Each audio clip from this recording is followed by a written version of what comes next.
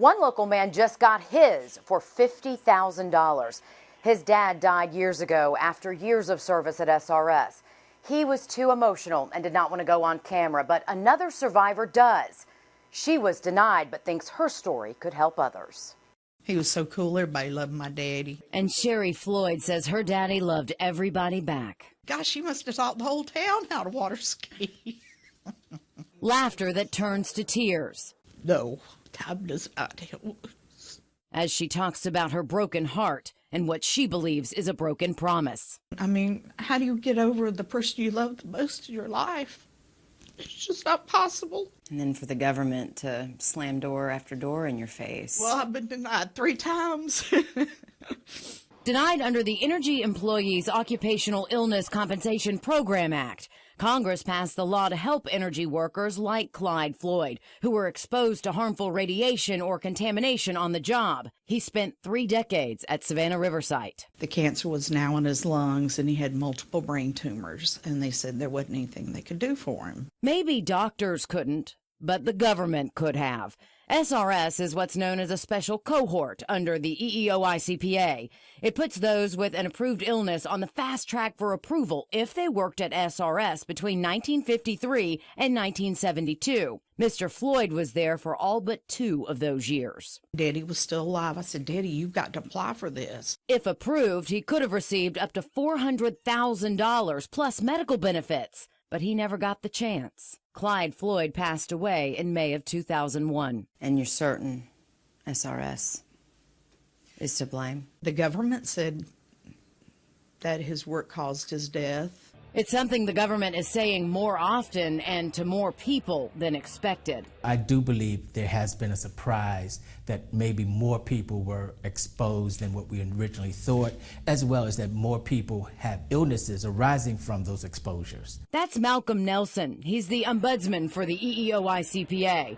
And from what we've found, that surprise is a bit of an understatement. Buried in a Senate hearing more than a decade old, we uncovered a cost estimate for the program before it became law in 2000. The then Secretary of Energy suggested it would cost $120 million a year for the first 3 years, but then rapidly decline after that. Nope, not even close. As of this month, it's more than $13 billion, and that's just in claims and medical bills. It doesn't even count what it costs to run the program. According to the 2016 budget, that's at least $133 million this year alone.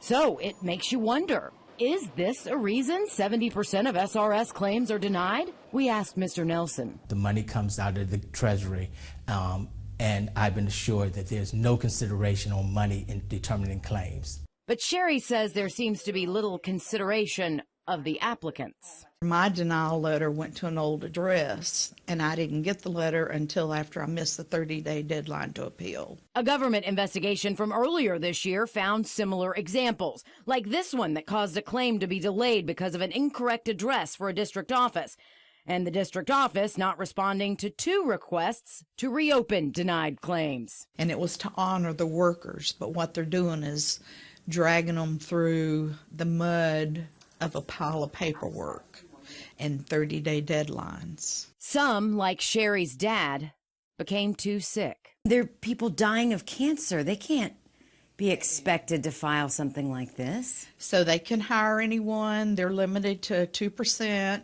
That includes lawyers and people like Sherry who file on behalf of those seeking compensation. All I know is what I keep reading in these claims, and I see a pattern. Like the special cohort dates, for example.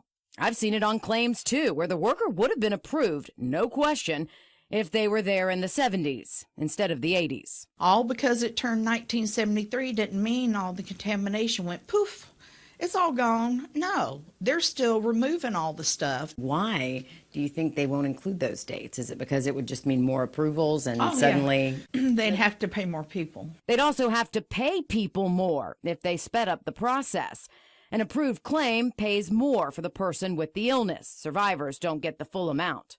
We asked Mr. Nelson if that's a way to save money. They do realize that if the worker passes away before that money is paid, it could affect the amount of compensation that is paid. Sherry ended up with nothing. She was denied. Some other family members were approved, but she says It's not about the money. It's about a flawed program. Getting $150,000 is not worth my daddy's life. Is that all he was worth? No. Right now, there's a petition making its way through the system extending the years of the special cohort. I asked the head of the program about this, and he said, yes, it's on his radar. And of course, now it's on mine, too.